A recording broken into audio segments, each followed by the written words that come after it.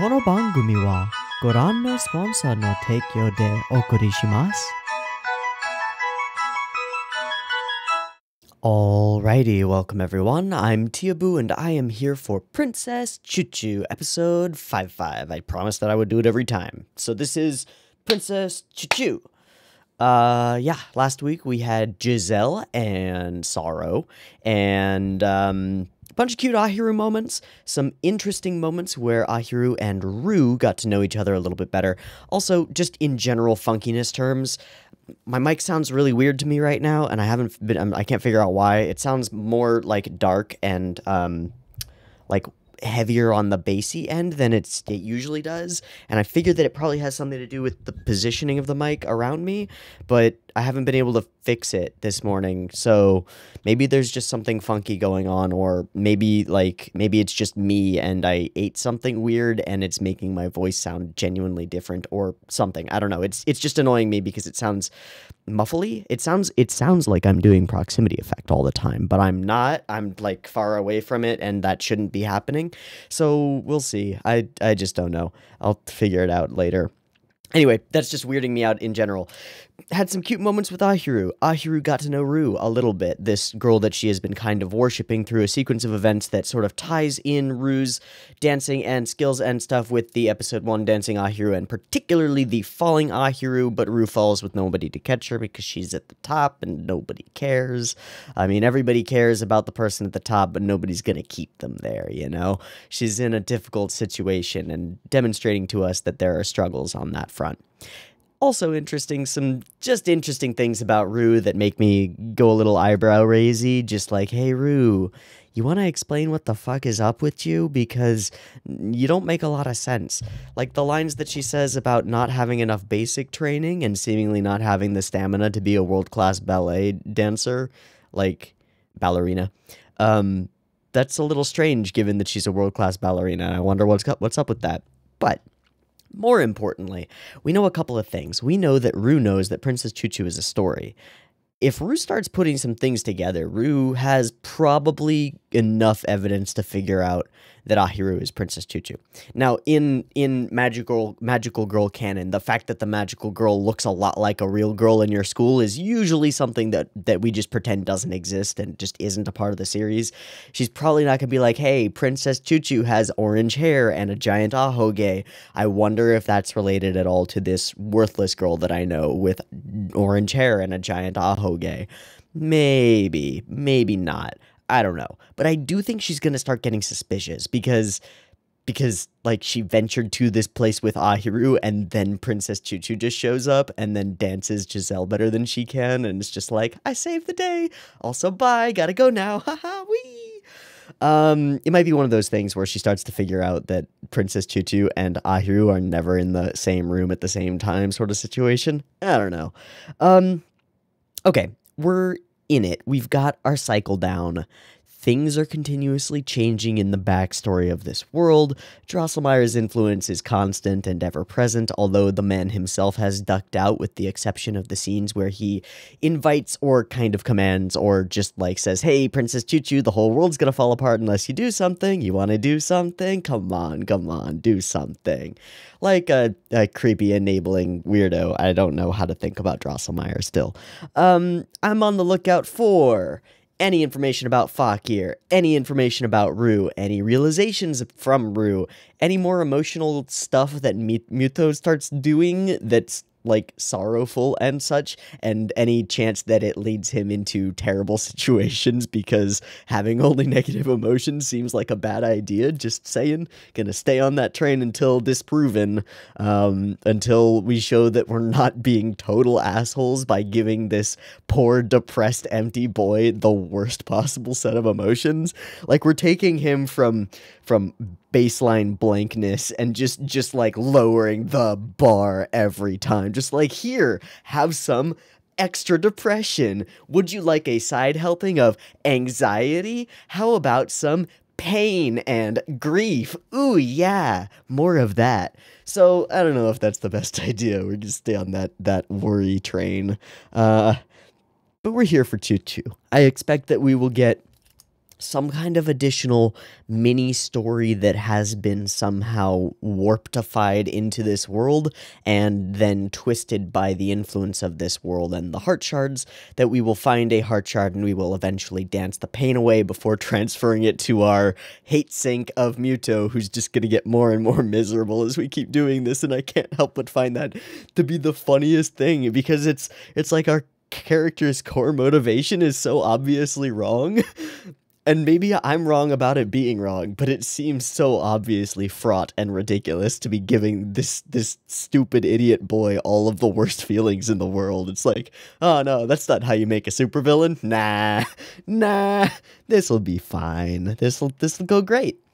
There were also some lines in the previous episode about, like, maidens all fall in love, which is, once again, that's sort of on the meta level, questioning the way that we construct our fairy tale-esque narratives, which is a big part of what Tutu seems to be wanting to do, and that's sort of one of our maiden first hints at, like, doing it kind of directly and genuinely attacking, like, in explicit terms, attacking underlying assumptions, like, maidens all fall in love. If there's a maiden in your story, her purpose in the story is probably to find a prince or some shit, because why else would you have a maiden in your story?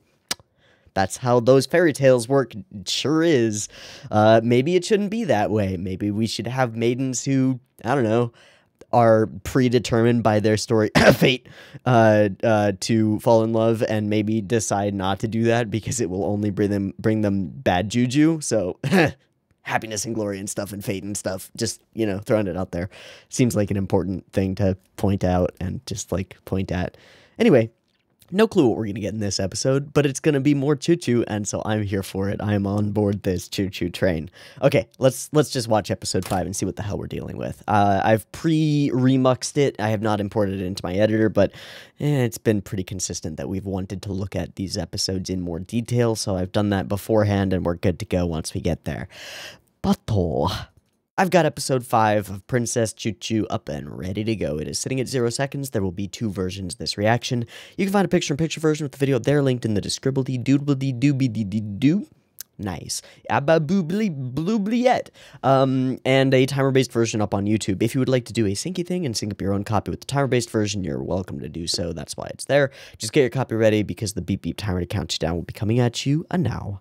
I'm gonna just mess with this a little, just try and figure something out. I don't know, it doesn't sound any better to me. Fuck. Beep beep timer.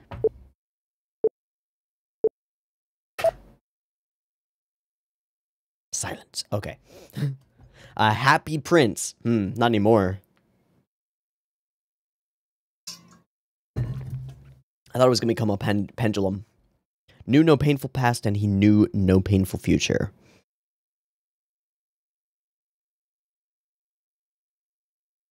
Okay. Oh.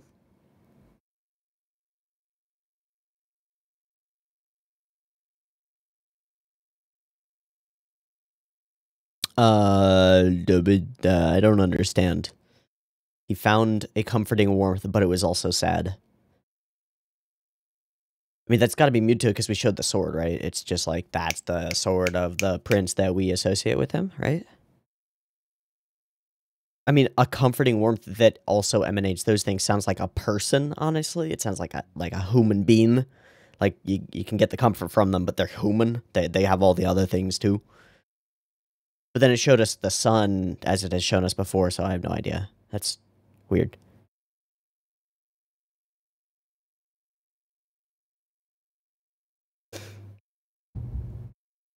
Is this the same?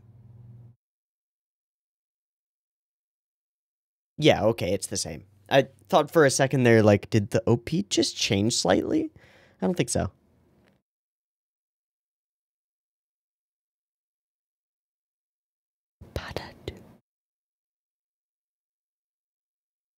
I love the Romaji for Padudu. P-A-D-U-D-U-U. Padudu. Padudu. Pazuzu. Wait, what is Pazuzu? Is that from, like, a stupid movie? Pazuzu. Is that from... Is that the thing that appears in Ghostbusters? Is that the name of the monster? Yeah. It's the D... Okay. Or no, it's the demon from The Exorcist. Okay, sorry, this is a weird tangent that I shouldn't be on. Let me shut up now. What is going on? Does that sound better? Does that sound better? I have no idea. What the fuck? Okay. Show. Castle? Palace? Library? Where are we? Hello, Rue. Hi, Fakir. Is it the book? The book, the book? It is.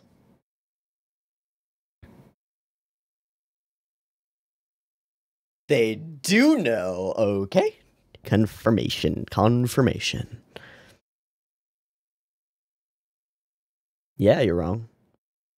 Oh, dude, bruh. Stab it. What is that picture?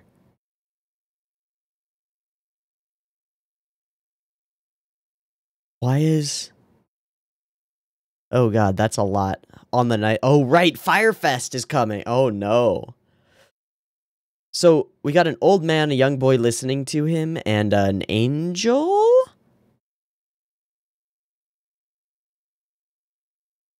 Are we choosing partners or something? Oh, okay. Nope.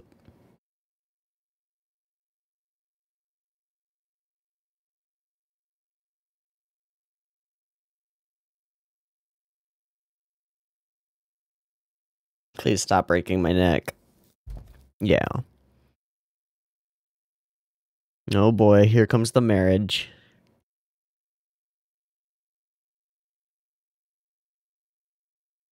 Yeah, just gonna piece the fuck out of here real quick.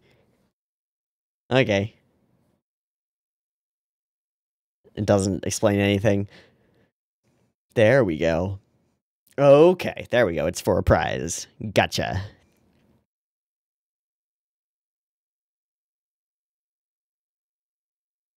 I see. So, well, well, well. Oh my god. That's 2 on that gag.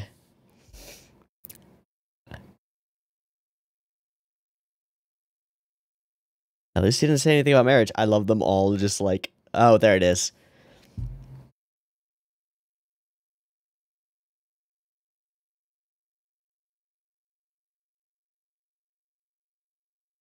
By some fluke. Fucking stepsisters. Oh, he's gone? He out wandering again? Hey, why don't we talk about yourself, Fakir? Just, you're alone for a sec. Aww. Just waiting for any opportunity to get information about Fakir. Oh, my fuck. Fuck off, Dross. I don't need that shit. Is he dancing in here? Yeah, he is. He's all dressed up. Yeah. Hi.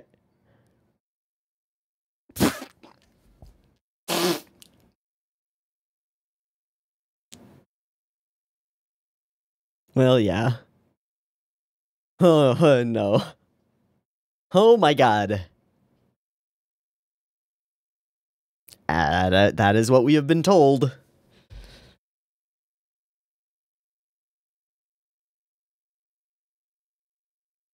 Tap, tap, tap, tap.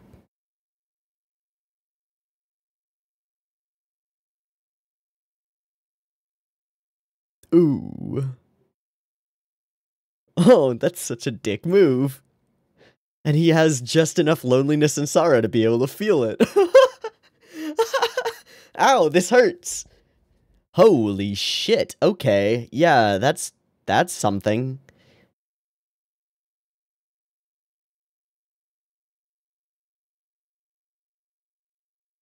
And that's when Rue walks in. This is when she chooses to come back, of course.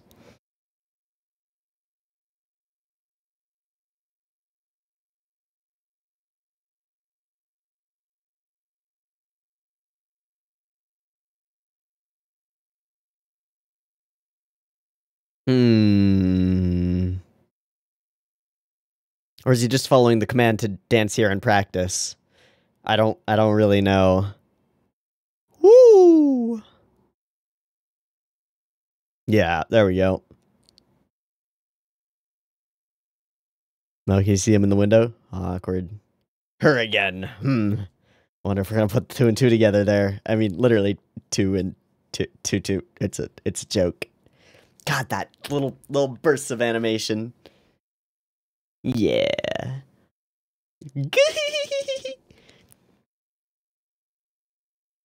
Yeah.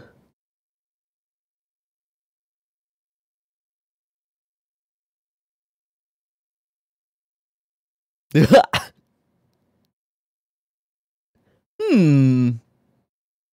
Wait. If she says that, she turns. Oh, he won't follow. Oh my god, that would have been close. Holy shit.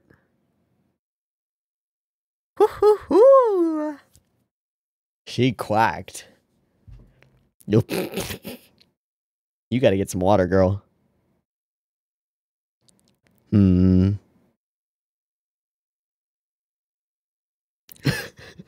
He looks so just done with his shit right there. That's great, I'm sorry.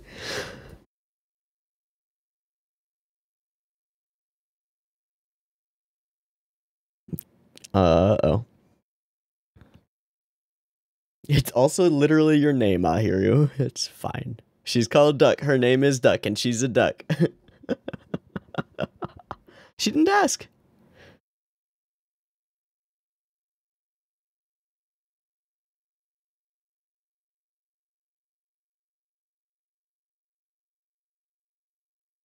You took action of your own volition? Boom. Boom. Oh, okay, we're not doing that part of it.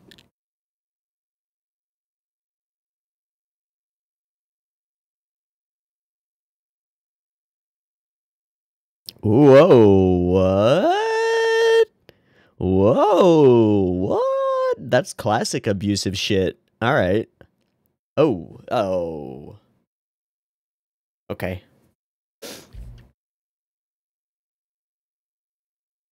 No.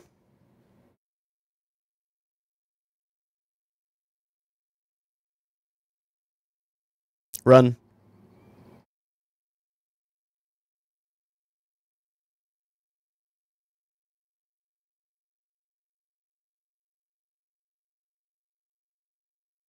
Now, where are they going? Chase them. Find out. Discover. Something about the book? Rue? Finally coming by? In full gear? Yeah. Oh, shit. Full collar and everything. Yeah, go find a fountain or... Oh, shit. Is that enough? Oh, wow. That's enough. Who would have known? By the way, they ditched you, just saying.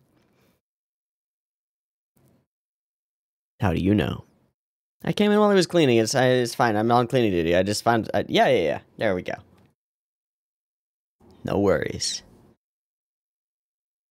But then Fakir came and took him away. Uh-huh. Oh.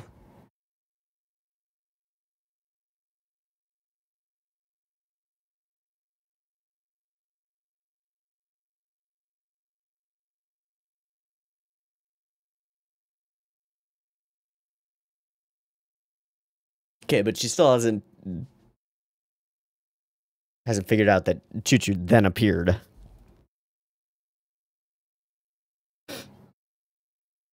Aww, Ahiru ships it. Wow, the gray outside. Okay, where's Fakir going? Oh. Where's Fakir taking Muto? And why? Library.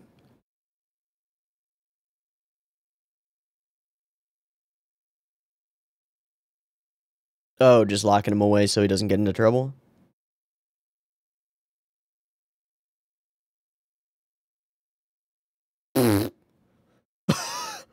Well, shit.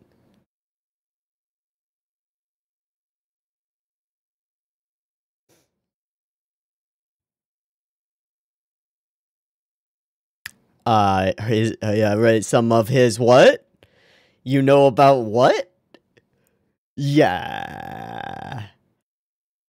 I mean, well, yeah.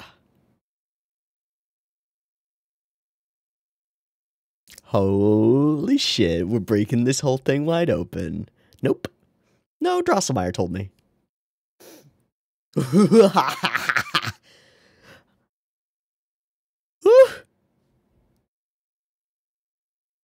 The purple in his hair, I wonder if that's just an encoding thing, or...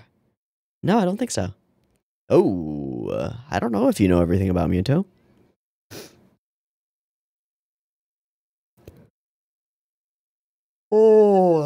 Oh no. Yeah, that's what I'm thinking. Okay.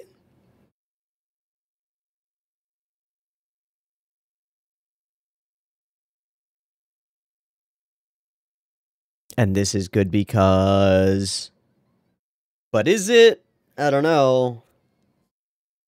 Yeah, I kind of feel like Fakir knows what he's talking about here, as dislikable as it is.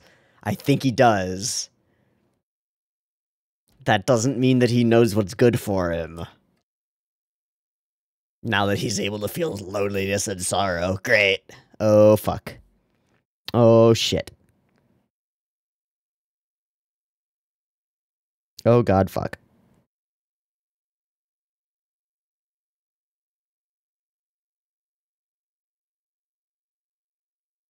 Hi, Adel. Hello.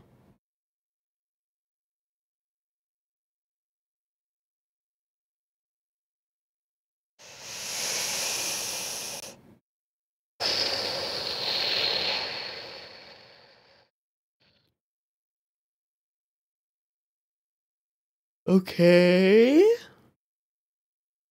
I don't know. I think there was more to it than that, but okay. Yeah, just a little soft smile of just like, you take that however you want, girl. Ah, shit. I hope you brought a little bit of water. Woto, and down we go. Yeah, okay. Amazing. A cavern beneath. Oh, that's helpful. Thank you. Flame in the darkness. What? Is there a crypt down here? Oh, shit. Is there a crypt down here? Uh-oh. That's familiar.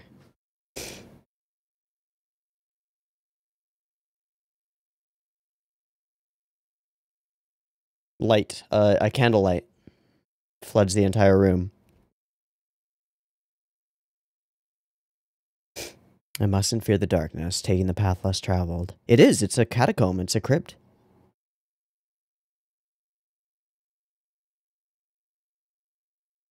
I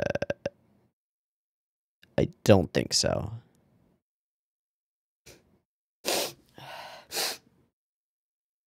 Candle.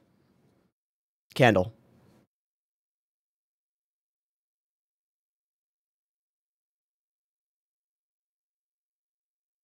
I don't believe you, creepy riddle voice.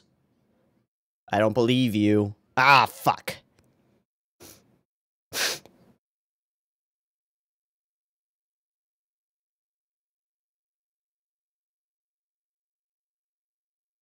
Hi, Dross.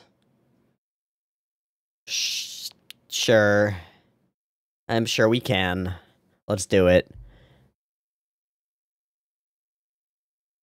All bells? All chimes? I don't know this piece. That's okay.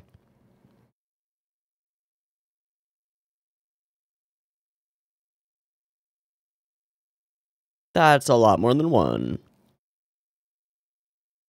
An introduction of self? Nope, gotta go.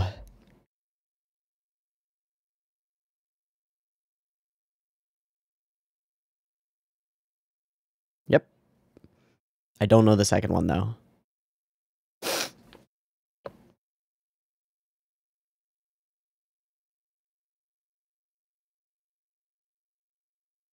Okay.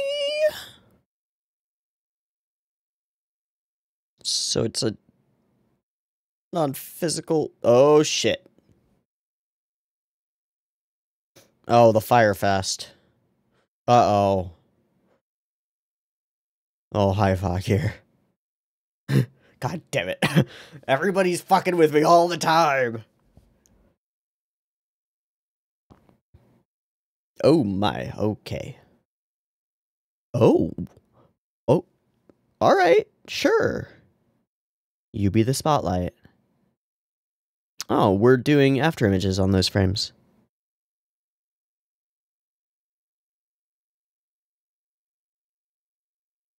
Not the track I would have expected, but okay. Wonder what track it is.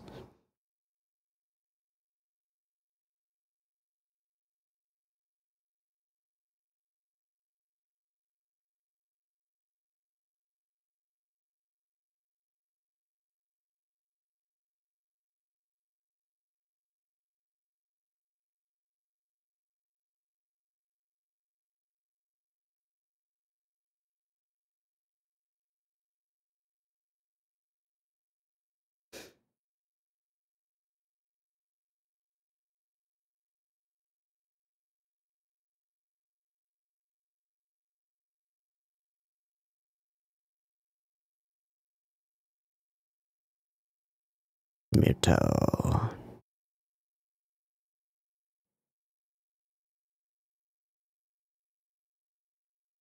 As long as I can shine for someone, right? Don't you want your light to be seen by all? Oh, let's not. I don't know about that.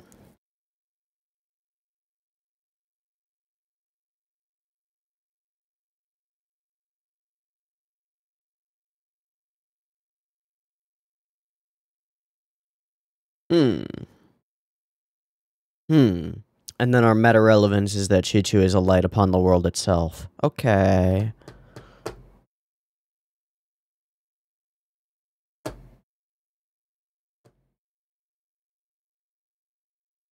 Poof. That's a rough one.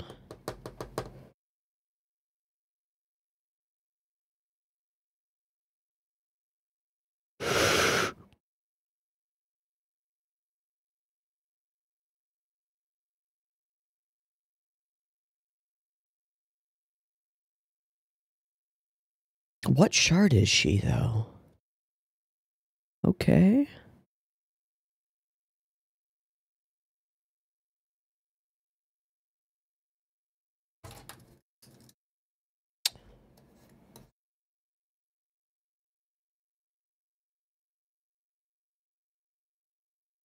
Is that a positive emotion? I think it is. Just forgotten and shattered. Yeah, you should go be with Rue. And can he feel that he doesn't feel that for Rue? That would be fun. Hi.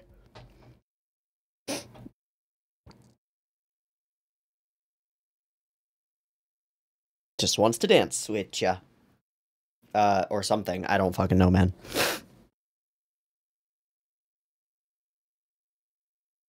That lamp better be your desk lamp forever, girl. Oh my. Wow. That looks very difficult with all those flowy things. And he blushed. I mean, she blushed. Legit style. Yeah, this is weird. How is that possible? He is capable of affection. Oh, she doesn't like it. You're not my empty mannequin toy anymore. Hi, Fakir. Fakir knows. Fakir knows for realsies now. Ooh, that's so dickish, Dross. That's a douchebag way to frame that, but okay. Is that the end?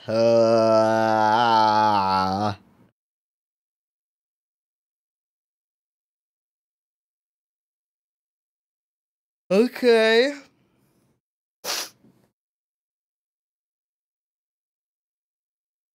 Okay.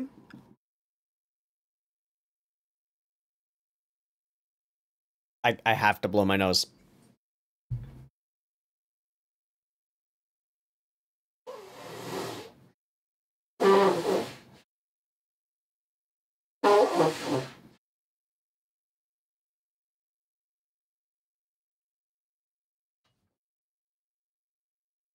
Okay.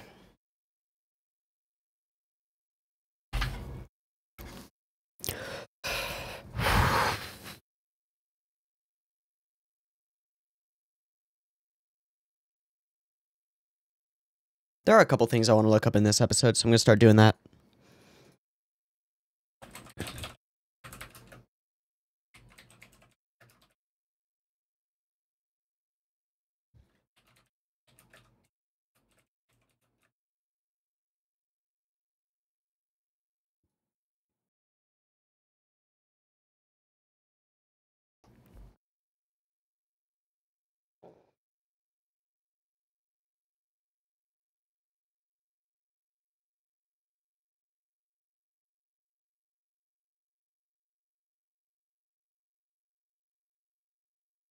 Okay. Nope. Don't want to know about that. I actually want to know. I want to know the voice of the lamp, if that's possible. Lamp? Oh, yeah, Miyuki Sawashiro. Oh shit, I do know that person. She is cast in a lot of stuff. Theme song performance on OP3 of Bakemonogatari. On multiple Gatari performances. But she's not a... Oh, okay, that was staff in. Oh, she's Kambaru. Haha, that's why. Yeah, okay, that tracks. Got it. Cool. And she's in like a million other things as well. Psycho in High School of the Dead, Landlady in Hitamari Sketch. Yeah. Millions of things. Great, cool. I thought I recognized her. Okay. And the music that plays, it's probably not terribly relevant. Why the lamp? Like, I feel like I'm missing a context piece here. Like a chunk of generalized context. On the level of, like, if I had never known the Hansel and Gretel story, I would be missing that chunk of the Ebin story. It feels like I'm missing something around the lamp. Like, is there a fairy tale about a lamp? Or is it something weirder? I think it's worth trying to figure that one out before I continue. Because I think that I'm missing context here. This was an episode that was obsessed with darkness, branching pathways, lamps, and light and darkness in general, and reflections a lot as well. Like we had, or reflections and refractions, like the drop that falls from the bucket, and we see Ahiru's face like distorted and altered within it, or the moment where we have Fakir like stop and stare at himself in front of a mirror. And I was kind of hoping we would get like because I don't know if it's relevant necessarily, but like there's a very particular scene in Hamlet, specifically the Kenneth Branagh Hamlet, where Kenneth Branagh does this full monologue. He does the to be or not to be monologue, you know, like the most famous monologue, but he does it in front of a mirror, and it's a fascinating sequence from a filmmaking perspective, and so it's something that I would have expected might have been seen by other people. I don't even know, is the Kenneth Branagh Hamlet, did that come out after Princess Tutu? I think it might have, actually. It might be like 2005. Kenneth Branagh Hamlet. No, it's 96. That's possible. But anyway, it didn't happen. It doesn't matter. I was sort of hoping for a bit of a Fakir, like dive into Fakir's conscience for a moment. Speaking of, just want to editing tea for a moment here and just say, go watch the 2006 Kenneth Branagh Hamlet. It's a really, really good version of the story, and it's fantastic. And the particular to be or not to be scene that I'm talking about is utterly bonkers because of one thing. Look at all the mirrors and tell me, where is the camera? Yeah, think about it. Adel hiding behind the fountain of the swan is strange. The focus on light and stuff is interesting.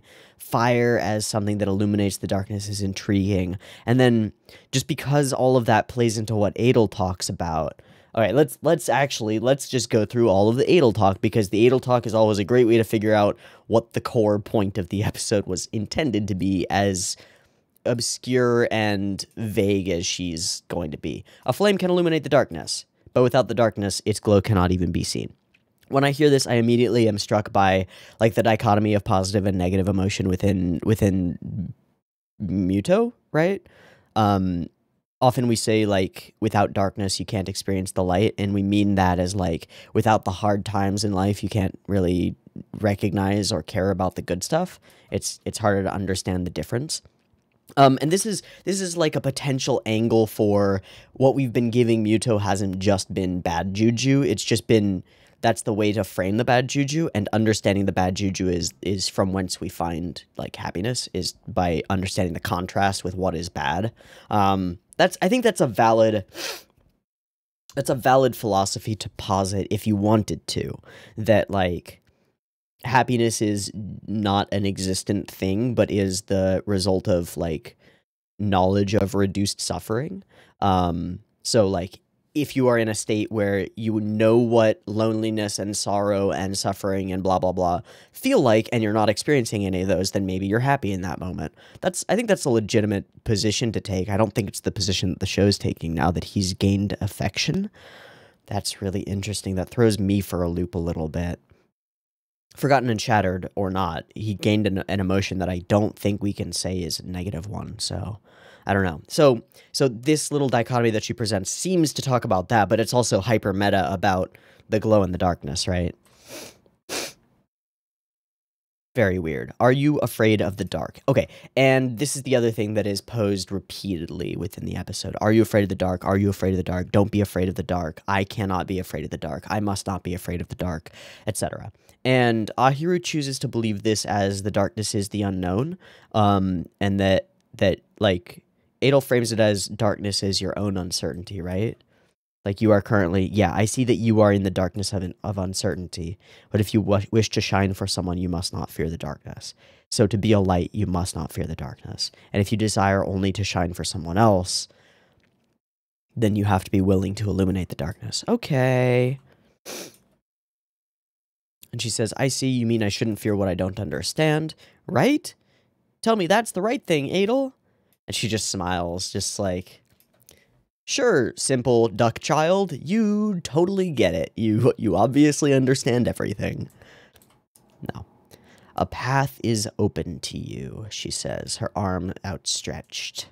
Almost unnaturally stretchy, but that's just foreshortening. And so we clamber up. Quack, quack, quack, quack, quack, quack, quack. And then a sparkle falls, thank you. Lights illuminate everything, and they illuminate the wrong path, correct? They lead us the wrong direction. And all the lights on the other side go out. A riddle? Whoosh. She begins to follow the light, the familiarity, the familiar path, and then chooses the other side. That's pretty cool. That's pretty cool. She gets all the riddles wrong because she's a goober. And that's okay. Yeah, Muta's here. You can't have him. Alright, and... oh dear, will you be in the darkness forever, or can you regain your radiance once again? I think we could also say that this fits in with the, like, ultimatum that Tutu has been given. If you confess your love to the prince, then you turn into a speck of light and die. That could be a bit of a damper on Princess Chuchu being cool for the prince, you know? It could be a little more difficult if you know that you're gonna die if you ever confess your love. That would be rough. I don't know. Anyway, we Chuchu up, we talk to the lamp, and we talk it through real good. And Chuchu, as not Ahiru, not herself, is able to answer the riddle.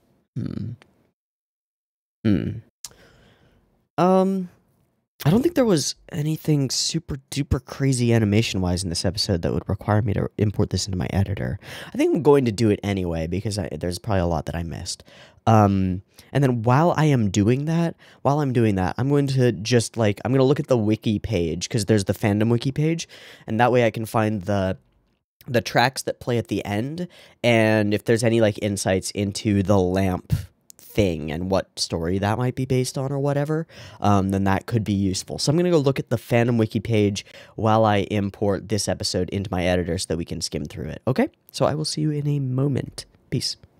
All right, we are good to go. I've got it all importified, and we're pretty much all set. Subs look like crap, but that's okay. We don't need them to look super great. I did find something about the mirror and lamp situation. Apparently, according to somebody who wrote this on the fandom wiki, that the episode is based somewhat, I guess, off of the mirror and the lamp, a metaphor from literary criticism. Before the Romantic era, an artist was viewed as a mirror reflecting reality. Afterward, he was viewed as a lamp illuminating reality, his soul pouring forth. The episode begins with a shot of Fakir looking into a mirror, searching for Muto. He's ultimately found sleeping next to a lamp. More abstractly, this is the first episode where Muto dances out of his own will. He is gaining an artist's soul. Perhaps. Or it's also, like, it works on a meta level of Drosselmeyer is himself an artist of sorts, and so his works can either be a reflection of reality or a way of shining light upon reality, things like that. Yeah, there's a lot of intrigue there, but framing it in that way makes some of the visual motifs, let's call them, in the episode make a little bit more sense to me. Regardless. Let me mute this because I'm going to be super speed skimming through some of this stuff. Opening lines. There's a big difference here that I didn't really pick up on. This starts with a once upon a time situation, but it's very clearly telling the present day story of the present world, right? Like, no longer are we telling the story of once upon a time there was a happy lamp, and then the lamp got screwed up, and now that lamp story is in our world and weird, right? No longer is it once upon a time there was a nice lady in the woods, and then bad things happened, and she got twisted, and now things are weird. It's not like that. It's once upon a time, right fucking now, there was a happy prince. But what does that mean in the context of this opening? Well, we're talking about Muto because we're associating this with Muto's sword, right? And then we open it, we shine a light upon it, and in doing so, we see the shadowed, I guess, I don't know what it is behind it. We see the shadow that it casts by shining a light on it, sure. But what of the wall that's behind it? I don't know. The Happy Prince knew no painful past, and he knew no painful future. He was unaware. He was in the dark, you might say. Cast no shadow, cast no darkness. That's interesting, right? One day, the prince obtained a comforting warmth, some kind of emotion, something that would cast light. But with it came not only the tranquility that he had experienced, but all of the other things. So we're dealing with dichotomies, we're dealing with the differences between negative and positive emotions, and possibly the necessity of both. Okay.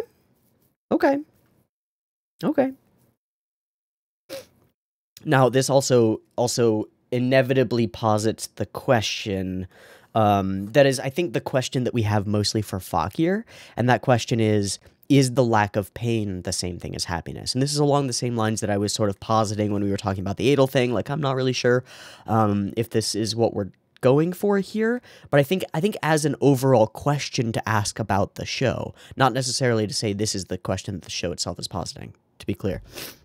Is the lack of pain the same thing as happiness? Is the absence of suffering the same thing as joy? I think we could say no, it's not, but we don't necessarily know how the show is going to take it, right? Interesting. Okay. So the other thing about light as a thing is that it really does flood the room. And that means that regardless of what's in the room, whether it's pleasant and pretty or dark skeletons in the corners and the closets, light shines upon all of it. When you introduce light to something or someone that is in the dark, you reveal all. You show all. Not just what you want to see. So, emotions include difficulty and suffering and pain. And that serves as a good, like, explanation for why we have to give those things back to Muto too, or first or whatever. They're a part and parcel to what is human. But that's also, you know, that's difficult, and it ties in super well to some of the lines from Fakir. Oh, this is a more complicated episode than I thought it was. Okay, let me whooshify and skip it through the OP library. So we open on, first off, I really like the way that they're using, I guess, the way that they're using different layers of light to produce a feeling of depth. Like, there are different segments of white filters that feel like there are more white filters behind them, which gives the impression that you're looking through the light cascading from more windows down the way as you look down, and things get a little bit more and more obscured as the natural, like, light hits dust and whatever that refracts in the air. So you've got like layers and layers of, I would call them angel rays, kind of like beaming down, and it creates this sense of genuine depth through this hallway, which I think is really neat. You can see that around the windows in the back, there's this bright, almost halo-y aura that's really the compounding of multiple layers of angel rays all the way back, and that's just cool. That's just cool. Same kind of situation here with Rue off in the far, far corner. And what are you looking at? Okay, the most important thing, I think, in this conversation is that we reveal very clearly that both Fakir and Rue are completely aware that Muto is a character from a story. This was something that we were pretty sure about from the beginning, and that both of them were in on that, but we weren't 100% confirmed explicitly. Now we get our 100% explicit confirmation, so that's nice, that's useful. Just a note, this episode uses a lot of altering focus. Like, would you call it rack focus to do stuff like this? I don't know. I think you would, going from, like, one focal point to another throughout multiple scenes. And we do it multiple times through the episode. And this is just one example of it, where we pull from focus on Fakir over to Rue. It's just really smoothly done, and as we're panning over to her, she comes into focus. It's pretty cool. I think it's pretty neat. Okay, you trying to say that I'm the one restoring the thing? Nah, I'm not. Can I, just as a weird shout out, I love the way that her dress thing moves, her dress skirt thing. It's got such a, like, bounce and life to its own. I just caught it when she turns here and then takes her step. It's just fun how it moves. It's just cool. Okay, yeah, Fakir has this terrible habit of, like, putting hands on people without consent. You gotta stop doing that, man. You just gotta stop doing that. It leads to some great dramatic moments like this one, but, dude, hands off. Hands off. Keep them off. Okay, and we flippity flip to that particular page, and in this moment we talk about Princess Tutu. This is weird. This is super weird. Is the winged creature wearing a tutu in that image? Is that Princess Tutu? If so, this is like an engraving done for the print copy of The Prince and the Raven. And in the context of the story of The Prince and the Raven, then there is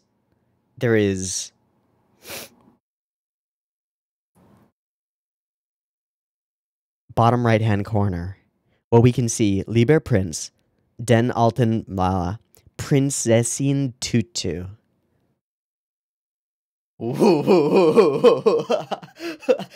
Wait. Are you telling me that the story of Princess Tutu is a story that is within the story of The Prince and the Raven? That is what you're telling me right now, right? Wait. Okay, hold up. So contextually, with this framing device, like with this picture, we have the young blonde prince. Yes? The young blonde prince is sitting listening to an old storyteller who is sitting upon what may be a throne. So it may be his father or grandfather, right? The current king, perhaps. And it seems that this old storyteller, royal or not, is telling him the tale of Princess Tutu. And then in the bottom right-hand corner, it appears within quotation marks, meaning that there is a character speaking the words Princess Chuchu in the context of the story, The Prince and the Raven. What does Lieber mean? Lieber? I don't know. This is big news. Lieber. Dear. Okay, so Dear Prince. Something something. Den Alten? Den Alten. The old man. Den Alten Mann. Prinz Fragte? Asked. Okay. Now let me just go back a little bit and look at any other text that we see on the pages here. Okay, that's wo ist sie? Who is she? Wo ist sie? Where is she? Prinz fragte den alter Mann. The prince asked the old man. Niemand weiß? I don't know. Niemand weiß es. Nobody knows. Aber after? Sie erscheint vorluten? But it appears to people something. Und rette sie durch ihr Herz der groß? And save you through your heart the great? Ich wünsch... sorry for my German pronunciation. I wish she mein Prinzessin ward. I wish she became my princess. Und retten Traurigkeit der Leute. And save the people from their sadness. Prinz sagte und dachte ihre Abbildung sich. The prince said and thought your figure was yourself? Lieber Prinz, ihr Wunsch entspricht nicht. Dear Prince, your wish does not correspond? The old man, der alte Mann, lächelt und sagte. The old man smiled slightly and said, Where is she? The prince asked the older man. No one knows, yet they believe something. I wish she was my prince and something help the people from their sadness. My dear prince, your wish doesn't make any sense. The old man smiled slightly and said, Motherfucker. Okay. So Princess Chuchu, the story that we're in, it contains the story The Prince and the Raven. And within The Prince and the Raven, there is a story of Princess Chuchu, and it was told to Mewtwo as a dear young prince before he anythinged. Ha. Ha. Ha.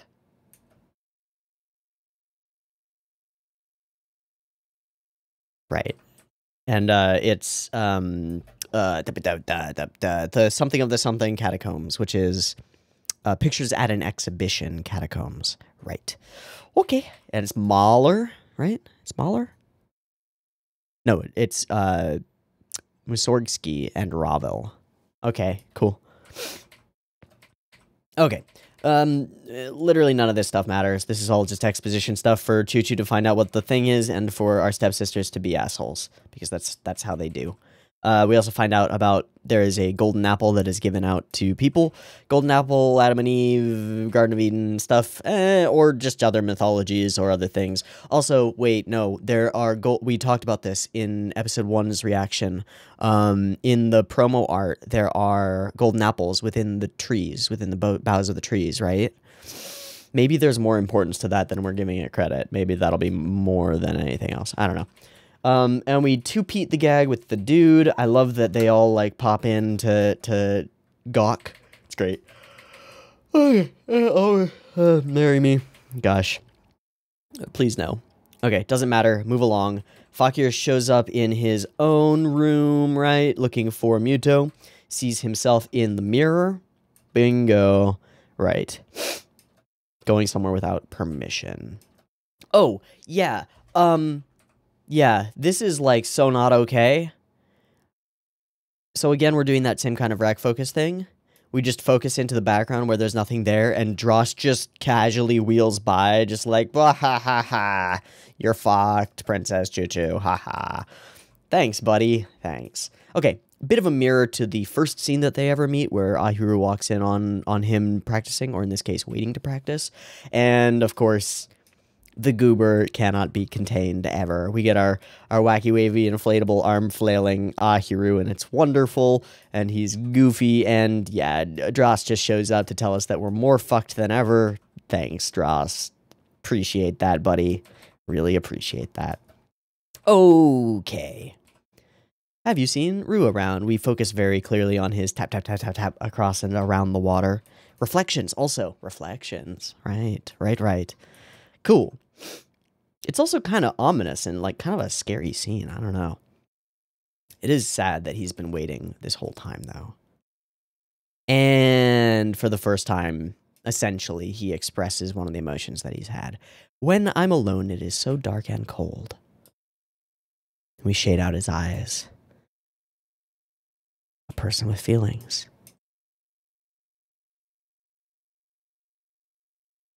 And he chooses to dance, pulls her in, goes for it. Let us dance, and he dances on his own. An artist's soul, that interpretation is okay. That's fine. That's, sure. Sure. He's also just completely full of shitty emotion, so, yikes. Okay, I think there's, like, not a ton in this portion. We're going to skim real fast. Is because he's regaining his heart. That is to say that what is here is pretty explicit in the text, right? Like, is it because he's regaining his heart? He expressed an emotion. This is the first time he's ever tried to do that on his own.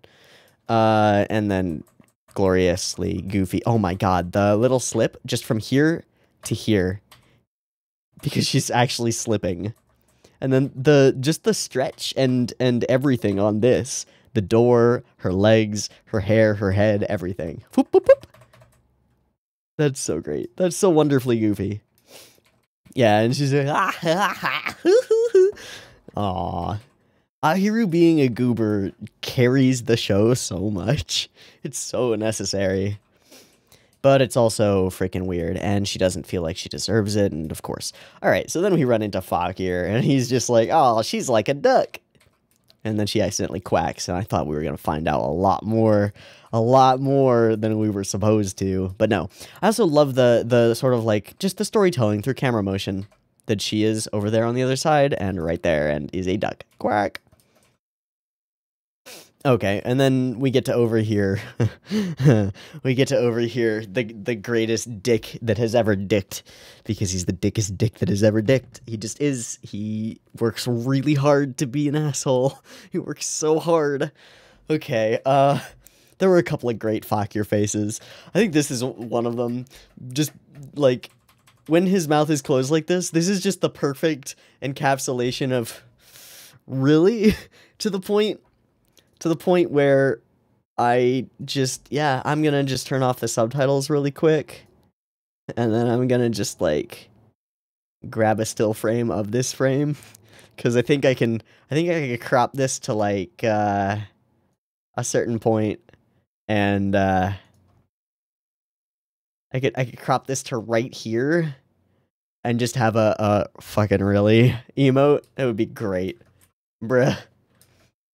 Dude, just obey me. Don't listen to anybody fucking else, including Rue. But I dance with Rue. Oh my god, dude, just stop it. Yeah, what's with that duck girl? Yeah, well, you can't take offense at that. Just because she asked you to, didn't ask me to, I did it myself. And he puts it together. And then, the fuck turns into actual anger, and we get ourselves some more shove you against some walls and stuff. All you have to do is listen to me. Don't get interested in stupid things. And then we turn it, I think this is where we turn it to like the full classic emotionally manipulative abuser situation, where he's like, you were nobody when I found you. You know what kind of shithole you'd be in if I hadn't picked you up off the streets. I gave you your name, kid. You owe everything to me. You owe your entire existence to me. Don't you dare disobey me, kiddo. You would be nothing if it weren't for me. I made you. You can't run away. Right? It's that fucking bullshit. It's classic. It's that bullshit. I hate it. When you're wandering around without any memory, I was the one who gave you the name Muto. Oh, thanks. You called me liar forever. I appreciate it, buddy. Thanks. Really helping out here. Yeah, your kindness is overflowing, Fakir. The ripple effects you make upon the world are obviously positive. Good job, kiddo.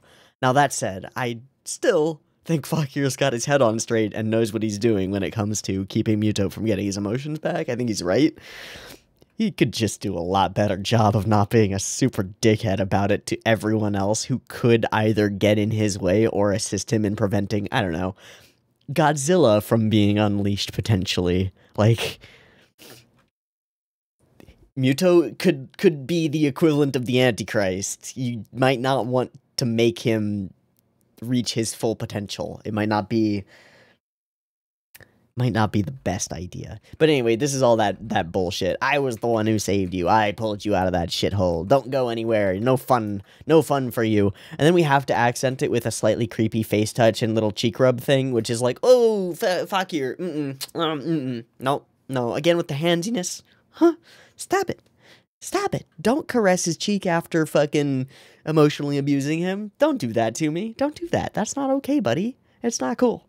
I mean, it's meant to evoke certain things in us, the audience, which are, God, this guy's a dick. Oh, God, the creepy dick is touching the boy. That's not all right. I don't like it. You know? It's so... But Rue wants me to dance with her. Forget about her. I have to at least let her know. Nope, I'm gonna go lock you in the library. Yeah, you don't need to know, just come with me. But we see them going off, so we're gonna chase them down. And Rue, she is hella dressed up, and she looks good. Alright, refractions, perspectives, lenses, water, I don't know, all of the above. Glimmer glamour, hello. And we chat, and she's such a goober. I love it. Okay, and we tell her, and they've kind of got a little bit of a rapport, just a tiny bit, you know? Just a teensy bit of a rapport. He'll come find you, I'm sure of it. Aww. And that does come around. And Rue does end up waiting. She cares to an extent, you know? Okay, and then we go outside and everything's drab and glum and blech. What is that tower, by the way? That's the clock tower, isn't it? Sort of. I don't know what that tower is. Okay. Cool. To the library. Now we throw him into a room, lock him away. It's punishment. I'm sorry. Don't be mad, Fakir. Without you, Fakir, I slam. Ah, that's the shit, right? That's the tough stuff. Where he's, like, being genuine and, like, there's actually kind of sorrow and emotion and, like, please don't leave me alone in this horrible place. Please? I have enough feelings to know that this isn't fun. Please? And Fakir's just like, you're clunk. Fuck you. I'm not gonna listen to your bullshit. Oh. Alright, so we try to call him out. We try to pull this out. And whoops, we say some stuff. Regain some shards of your heart. And we just get this shot of Fakir. You know, like little bidding. Little exclamation point over the head. Alright, so they get physical. He goes for grabbing people again, then slams her up against the door, and yeah, it's a thing. No need of a heart. There's no way that he doesn't. And then all we get from Fakir is, what the hell do you know? You don't know anything about Muto. I know everything about Muto. I don't believe that you know everything about Muto, Fakir, but I do believe that you know a lot more than Ahiru, and I believe that Ahiru's entire perspective on everything has been carefully shaped by Drosselmeyer and friends, or creations, or automata, or whatever. Like, her perspective on the world and the things that she's prompted to do are entirely, like, based on ulterior motives of semi-existent, non-corporeal god figures, so You don't know anything, Ahiru, and what you do know is probably a lie. Well, sure, I may not know anything, but people should have hearts. Foolishness. And he's not, like, even if he regains shards of his heart, it will be bad for everybody. No, he's like, even if he regains shards of his heart, I'll prevent it. Thanks, bud. Could you give us the motivation, please? Like, the smidgiest smidge of what the motivation is would be really helpful and would go a long way into convincing other people to not fuck up your plans that seem to be really important. Just, I get that this is his character, that he's, like, lone wolfing it really hard, and just like, no, this is my duty, I must do it, because he's the knight, probably. But, come on, man, just be like, look, if Muto gets back his emotions, it will be bad. That's all. Just something to think about, Tutu. Okay, and then there's this line. If I shut him away in the darkness, he will numb to that as well. He'll eventually become numb to the dark as well. If light is being associated over the course of this episode with knowledge, emotion, the absolution of ignorance, then darkness is where Muto has been for however long he was here before our story of Ahiru, aka Princess Chuchu, began. Muto's been in that darkness forever. Fakir has already been doing this. What he is doing literally in this episode is figuratively what he has done for their entire existence as characters within this story. He is shutting Muto away into the darkness, into the lack of emotion or understanding, hoping that by keeping him completely ignorant of it, he won't want anything else. It didn't work. It hasn't worked. It doesn't work. It's not working, dude. It's just not working. Because, you know, there's always a little bit of light. Anyway, he'll become numb to all sensations and stop feeling altogether, and she does not like that idea. And he does not understand why she does not get what he's talking about, because he hasn't actually explained himself. Whoops. Shit. Communication, it's important. But yeah, I do buy that he knows a lot more than what we know. You know, like, don't get carried away when you know nothing. I believe that we know nothing. So high and mighty like he knows everything. Well, not everything, but more than you do. Also, just great faces in this episode. They're great. Yeah, when I restored the heart shards to Muto, he thanked me. He did. When I gave the heroin junkie a hit of heroin, he thanked me. He really did. It must be good for him. When I gave the Alcoholics Anonymous member who's going on 10 years a drink and forced them to drink it, they were really grateful once. And yeah, they really knew what was good for them in that moment. Totally. I think generally people, like, doing things that people want is generally a good idea.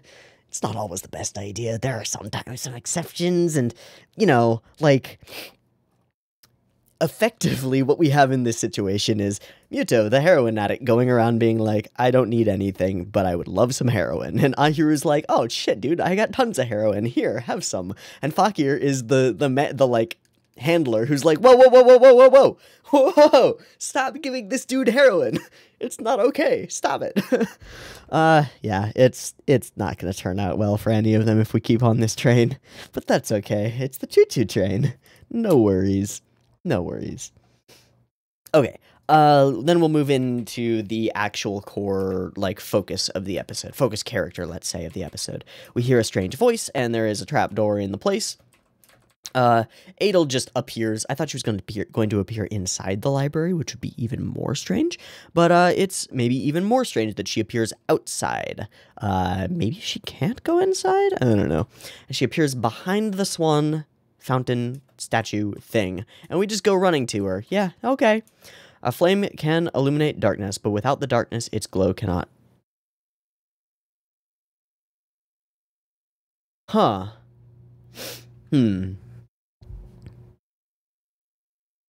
my brain, going back through this, I wrote this down wrong. I wrote it down in shorthand, but I wrote down, a flame can illuminate the darkness, but without it, not even the darkness can be seen. Do you know what I mean? Or, unless that line does come later in the episode. But I think that works too, right? A flame can illuminate the darkness, but without a flame, even the darkness cannot be seen. Like, you can't even be aware of your own lack of something or your own ignorance unless you illuminate it, right? Dunning-Kruger, right? I think so. But then there's also the other dichotomy, which is that, like, yin-yang style, without darkness, there is no light. Without light, there is no darkness, yada yada. You can't cast a shadow without a flame, etc. Which all kind of melds together into confusion for me at this point. I feel like I wrote down the line right. Maybe there's a line later in the actual conversation? I don't know. Regardless, are you afraid of the dark? Darkness is uncertainty, kind of. But it's also ignorance, and it's also lack of emotion. It's all of these things because it's multi-layer meta. Yeah, but if you wish to shine for someone, you must not fear the dark, because you must face the dark to be the light within it. Awesome. And she takes this in a simple way. You shouldn't fear what you don't understand. Sure, but also much more than that. And it also is a prompt to, you don't understand what will happen when Muto gets all his heart shards back, but you can't be afraid of that. It's a little bit of a prompt in that direction, and therefore a little bit fraught. I mean, everything that Adel says is effectively, as far as I'm concerned, direct from the mouth of Drosselmeyer, and anything that Drosselmeyer says might as well be dross. It might as well be shit.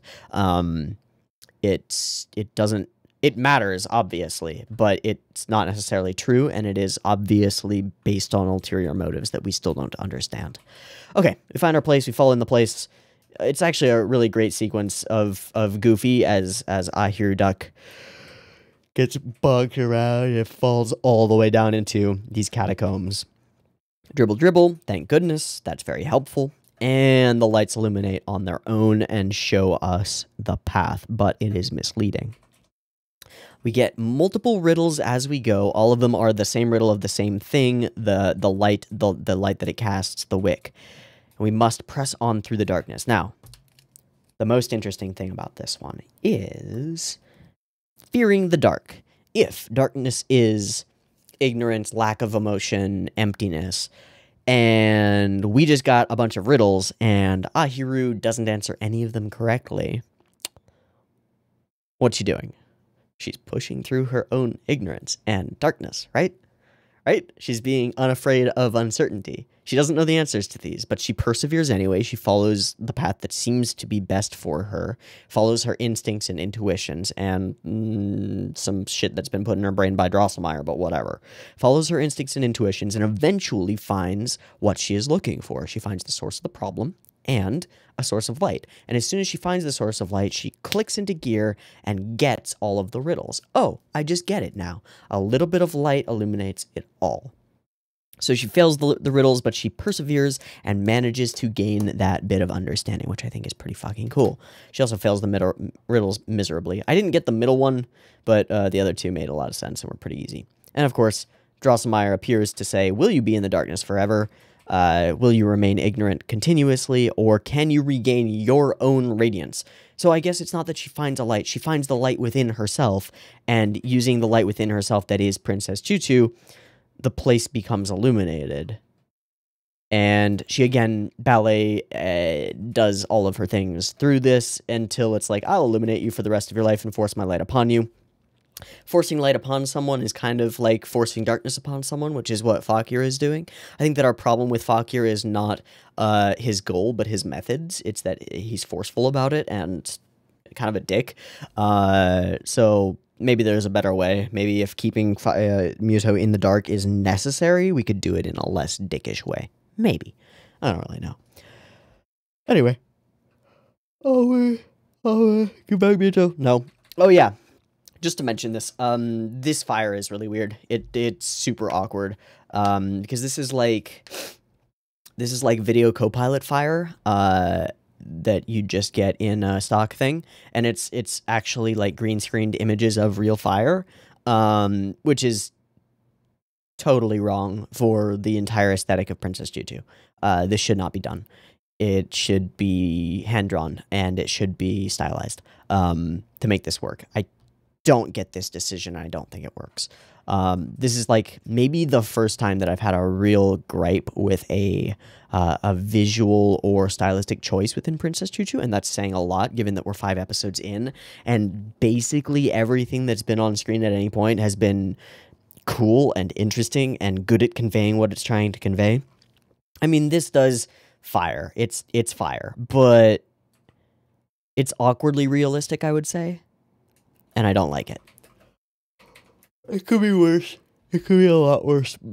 But, yeah. Okay.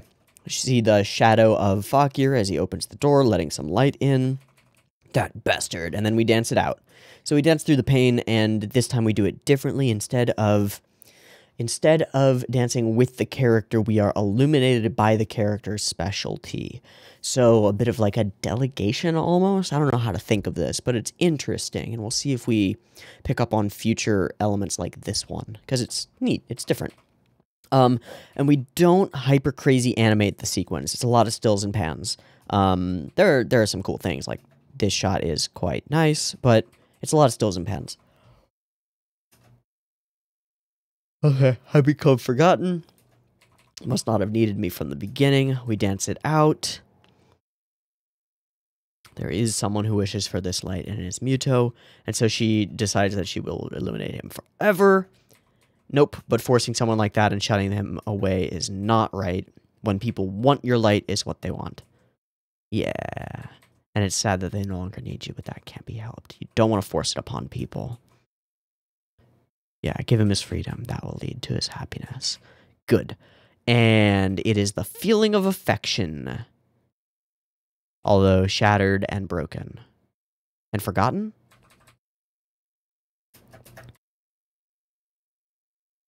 Shattered and forgotten. Okay.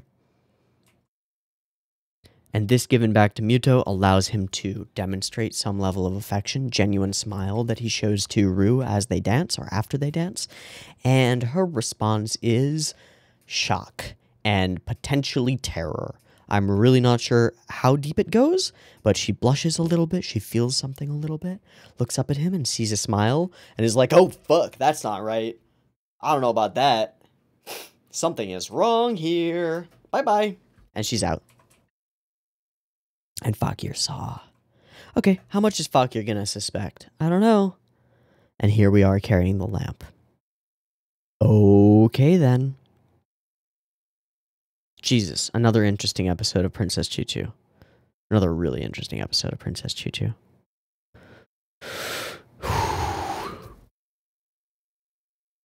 I hope very much that we stay on the Fakir and Ru information train. Bits and pieces, man. Bits and pieces. I'm loving it. I'm digging it. The sprinkling of intrigue is everything. Okay. So this one, darkness, light, mirrors, reflections, refractions. And Muto is gaining feelings. And he just gained his potentially first positive feeling. Which changes things, because I haven't been sure if we were going to do that, and now we are. I'm not sure how it changes things or what it makes me think yet, but, okay. Okay, then. That boy is becoming a real human being, and that's a scary thing for me. I want the other shoe to drop for Fakir. I want him to explain his shit, because he's spending too long being the fake antagonist. It's so obvious that he's not the antagonist, and that he's being posed as a faux antagonist, like, so that we think that we're working against the person who's wrong, but we're not, and then we're gonna switch everything up and have a huge, like, massive reveal.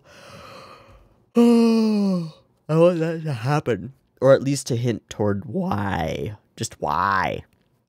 But we'll have to wait till next week to see if we get any more inklings on that front, because this has been a nice long recording, and I think we're done here. So, I've been Teeaboo. This has been Princess Choo-Choo, episode 5. I hope that you've enjoyed it as much as I have, and I hope to catch you next week for episode 6. See you there. Peace, peace. Fuck.